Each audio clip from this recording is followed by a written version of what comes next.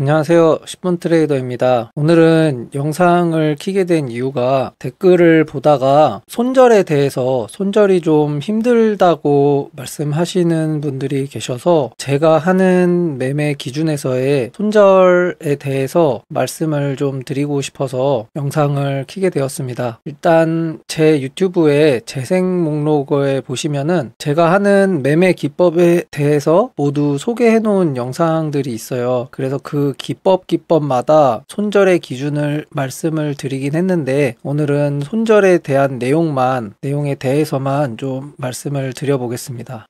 일단 손절이라고 하는 것은 제가 생각하는 손절의 타이밍은 매수의 근거가 사라졌을 때 해야 되는 것이라고 생각이 좀 듭니다. 그래서 이 손절이라는 거는 사람의 성향이나 그리고 각자가 하는 매매 기법이나 그런 기준들이 다 다르기 때문에 사람마다 손절의 기준이 되는 부분은 다 달라질 수 있다고 생각이 드는데, 일단 손절의 기준이 생긴다는 것은 내가 매매 기준이 있다는 뜻이 되어야 될 것입니다. 내가 명확하게 왜 지금 매수를 하고 어떤 기준으로 매수를 하는지에 대한 근거가 있어야만 손절도 그 근거에 맞는 기준이 생긴다, 이런 게 저의 생각이고, 일단 저의 기준을 말씀을 드리면 여러분들이 내용을 보고 본인의 기준에 맞게 변형해서 생각을 한번 해보시면 될 것 같습니다. 이게 공식이 매수도 기법이 정해져 있지만 그 기법대로 모두가 똑같이 매매를 할 수 있는 부분은 아니기 때문에 주식이라는 게 기법 자체도 자기 자신에 맞게 변형이 되면 경험을 해나가면서 손절도 자기 자신에 맞는 기준을 만들어 나가야 될 것입니다. 그래서 제가 생각하는 손절의 기준을 말씀드리면 먼저 제 매매 기법에 대해서 잠깐 설명을 드려야 될 것 같은데, 제가 하는 매매 기법은 세 가지입니다. 시초가 매매, 그러니까 시가 베팅이라고 하는 시초가 매매와 기준봉 매매, 3분봉 기준으로 하는 기준봉 매매이고, 그 다음에 돌파 매매, 특히 돌파도 시초가를 돌파하는 돌파 매매, 이렇게 매매를 세 가지를 하고 있습니다. 그래서 이 기준에 맞게 손절을 진행을 해야 되는데, 그거를 말씀드리면 먼저 시초가 매매부터 말씀을 드려볼게요. 시초가 매매, 시가 베팅 시의 손절 방법은 시초가 매매를 하는 이유에 대해서 생각을 해볼 필요가 있습니다. 시초가 매매를 하는 이유는 장이 시작이 되자마자 상승을 하지 않을까 하는 관점에서 진입을 하는 것이기 때문에, 예를 들어서 오늘 시가가 형성이 될 텐데 이게 장 시작되고 이렇게 빨간색으로 양봉으로 상승이 나올 수도 있고 그 다음에 음봉으로 이렇게 빠질 수가 있는데, 이 시초가에 진입을 한다는 것은 장이 시작하고 바로 상승하는 것을 노리겠다는 의미가 됩니다. 만약 여기서 이렇게 시세가 움직이다가 방향을 잡았을 거를 내가 확인하고 매매를 하겠다 하는 것은, 그런 전략을 가지고 있었다면 굳이 이 동시호가 시가에 시장가 매수를 할 이유가 없어지는 것이죠. 아니면 빠지다가 올라가는 거를 보고 들어가겠다 하는 경우에도 돌파 매매 관점으로 진입을 하는 것이지, 굳이 이 시가 베팅의 시가의 동시호가에 시장가 매수를 할 이유가 없습니다. 그래서 시가 베팅의 이유라고 하면 장 시작하자마자 상승하는 거를 내가 노리겠다, 이런 뜻입니다.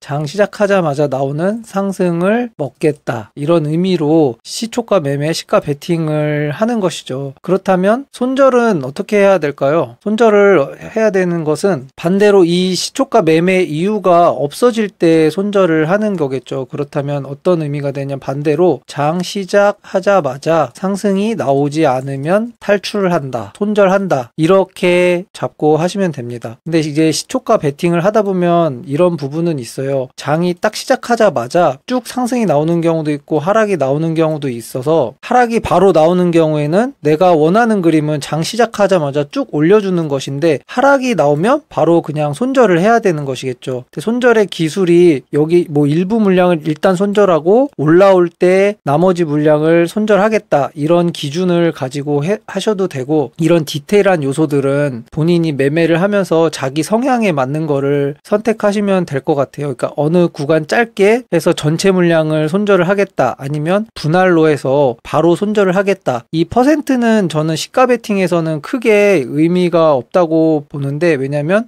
이런 구간의 금액대보다도 내 이 진입의 관점 자체가 장 시작하고 바로 올려주는 경우에를 노리고 들어가는 거기 때문에, 바로 올려주지 않으면 손절의 관점으로 바라봐야 되는 것이 맞는 것 같습니다. 그래서 저는 그런 기준으로 시가 베팅 시에 손절을 하고 있고, 근데 시가 베팅을 하게 되면 장 시작하고 순간적으로 시세가 막 이렇게 눈으로 거의 따라갈 수 없을 정도로 움직이는 경우가 있어요. 그래서 그런 부분들은 바로 아래 구간에서 흔들린다고 해서 탈출하지는 않고, 그러면 뭐 1초도 안 돼서 손절이 나가야 되는 경우인데, 저는 그렇게 하진 않고, 어느 정도 눈으로 따라갈 수 있는 정도의 흐름이 나오고 나서 방향이 하방으로 잡히는 모습이 나오면 그때 바로 미련 없이 손절을 합니다. 여기서 빠졌다 올라와서 수익을 주는 경우도 분명히 있어요. 하지만 그런 경우에는 내가 다시 여기서 진입해서 수익을 먹으면 먹었지, 일단 내가 시가 베팅에 진입한 관점 자체가 방향을 하방으로 트는 순간에 무너진 것이기 때문에, 이때는 미련 없이 손절을 하려고 노력을 하고 있습니다. 그래서 이런 관점으로 손절을 하시면 되고, 그리고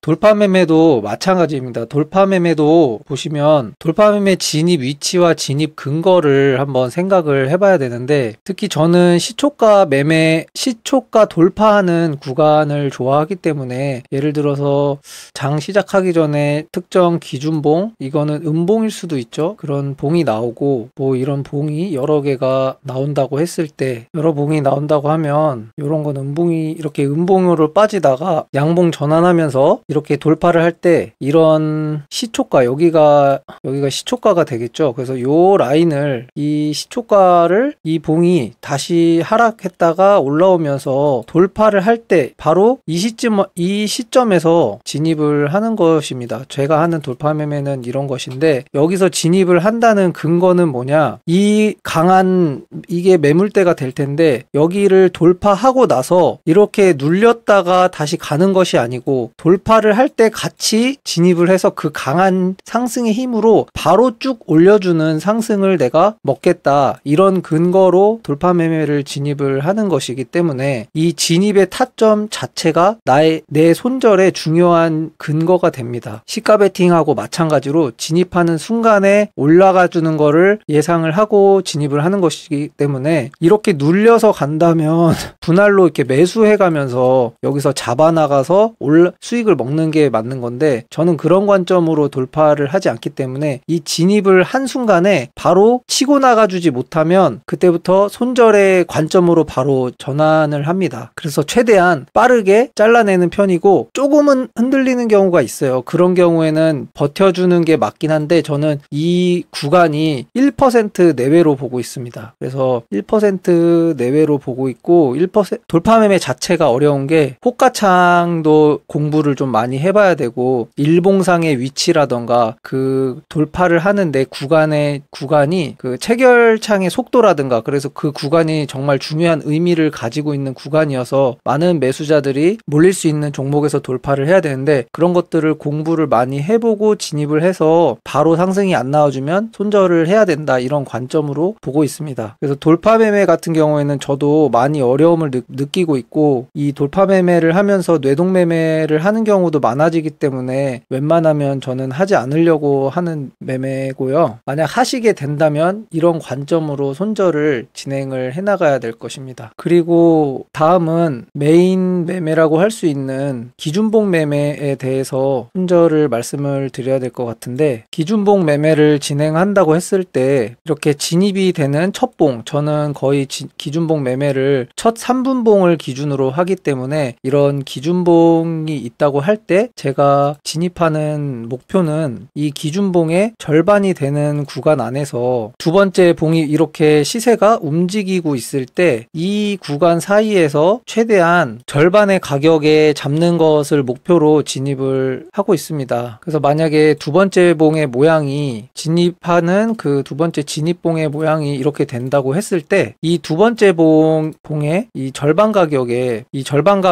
제 평단을 매수하는 거를 목표로 이제 진입을 하게 되는데, 이 손절의 근거는 매매를 해보시면서 정하는 게 가장 좋은데, 저 같은 경우에는 이 진입봉이 완성이 되고 내 평단이 완성이 됐을 때 이 진입한 봉의 하단 가격을 깨지 않는 게 가장 베스트인 것 같습니다. 여기 가격 이상으로 내려가게 된다면 바로 저는 최소 50% 물량이라도 손절을 먼저 하려고 하고, 이런 이 기준봉의 중간 가격을 깬다면 또 여기가 손절의 포인트가 될 수 있겠죠. 그러면 저는 여기서 전체 손절을 한다거나 아니면 또 남은 물량의 반을 손절을 한다거나 이런 식으로 손절 대응을 하고 있습니다. 그래서 손절이라는 것은 어떤 특정한 기준이 되는 구간을 이탈을 할 때 하는 게 손절이라고 생각하고, 기준봉 매매를 하면서 진입할 때 여기서 분할로 담아가는 과정에서 이렇게 쭉 더 하락을 하는 경우가 있어요. 이 기준봉의 절반 가격을 지켜주는 게 강한 흐름이지만 이거를 깨고 담는 도중에 이렇게 깨고 내려가는 경우가 있는데, 이런 경우에는 지켜보면서 판단을 해야 됩니다. 만약에 내가 비중을 다 실지 못했으면 이 바닥에서까지 찍고 다시 올라오는 경우도 있거든요. 그러면 이 밑에서 내가 남은 비중을 더 실어볼 것인지, 더 실어서 어느 정도 평단을 낮추고 본전 정도라도 오면, 이미 왜냐면 이 중간 가격을 깨고 내려왔기 때문에 약하다고 판단을 하고 중간 가격쯤 왔을 때 손실폭을 최소화하면서 손절을 할 것인지, 아니면 여기서 물량을 담지 않고 일단 내려오는 거를 지켜보다가 이 선을 깨는지 안 깨는지 보고 깬다면 매도를 덜 실은 물량으로 매도를 할지, 이런 것들을 좀 판단을 직접 하셔가지고 해야 됩니다. 결론은 특정 중요 구간을 내가 알고 있어야 한다는 거예요. 그래서 특히 기준봉 매매 시에는 기준봉의 중간 가격, 그리고 기준봉의 시가가 되는 가격, 혹은 꼬리가 달려 있다면 이 꼬리 저가 가격 구간을 생각을 하면서 매매를 하셔야 됩니다. 그래야 손절을 대응할 수 있고, 그리고 또 한 가지 중요한 포인트는 내 평단입니다. 기준봉 매매를 이렇게 진입을 하는 게 베스트지만, 내가 만약에 조금 서두르는 바람에 성급하게 매수를 하는 바람에 내 평단이 여기에서 형성이 됐다, 진입봉에, 그러면 이미 매매 자체가 조금 불안하게 된 것이기 때문에 손절의 관점도 바뀌어야 합니다. 무조건 먼저 지켜서 살아남는 게 우선이라는 생각으로 매매에 임해야 되고, 평단이 이렇게 높게 형성됐을 경우에는 다음 봉에서 최대한 내가 손실 보지 않는 한에서 손절을 해야 되고, 그래서 게임 자체가 불리하게 내가 가져가는 게임이 돼버리기 때문에 이때는 특정 손절의 폭을 정해놓는 것도 방법인 것 같아요. 그래서 사실은 여기에 평단이 위치했다면 그 다음 움직임이 이렇게 흔들리더라도 내가 여기까지는, 이 구간까지는 지켜보겠다 하는 관점으로 그냥 볼 수가 있는데, 여기에 평단이 위치가 된다고 하면 당연히 흔들리는 구간 안에서도 내 심리가 이미 손실을 계속 보면서 위축이 되어 있기 때문에 어려울 수가 있어요. 그럴 경우에는 요럴 때 그냥 일단 비중을 줄여놓고 지켜본다든지, 아니면 내가 조금 더 버텨보겠다 하시는 분들은 요 선을 가지고 여기를 깨고 내려올 때까지는 나는 손실 괜찮다, 지켜보겠다 하면 지켜볼 수 있는 거고, 이렇게 자신의 성향에 맞게 대응을 하셔야 됩니다. 저 같은 경우에는 이렇게 평단이 높이 잡힌 경우에는 바로 쭉 뻗어주지 못하고 그 다음 봉에서 이렇게 흔들리는 경우에 일단은 리스크 관리 차원에서 50% 손절을 하고 지켜보는 편입니다. 그리고 나서 특정 주요 구간을 깰 때 전량 손절하는 방식으로 하고 있고, 이거를 공식처럼 딱 얘기할 수는 없어요. 경험에 따라서 자기한테 맞춰 나가면 되는 것인데, 중요한 것은 다시 한번 말씀드리지만 특정 중요 구간에서 손절을 해나가야 된다. 매수를 할 때 이미 내가 어느 구간을 중요하게 보고 그 구간을 이탈하면 손절을 하겠다라는 것을 생각을 하고 매수를 하셔야 됩니다. 그 부분이 중요하고, 이 퍼센테이지에 대해서 물어보는 게 있는데 이거는 개인마다 좀 달라질 것 같아요. 저 같은 경우에는 매매 자기 스타일에 따라서 자기가 항상 먹을 먹을 때 5% 이상 먹는다 하면 손절을 한 3%에서는 충분히 버틸 수가 있겠죠. 근데 저 같은 경우에는 거의 초단타로 10분 안에 매수 매도가 거의 끝나는 경우가 많기 때문에 분할 매도를 하다 보면 익절을 하더라도 수익을 크게 내는 경우가 많이 없어요. 그래서 많이 수익을 크게 낸다고 해도 3%에서 5% 이내 수익을 내는 경우이기 때문에 손절은 최대 3% 이내에서 하려고 하고 있습니다.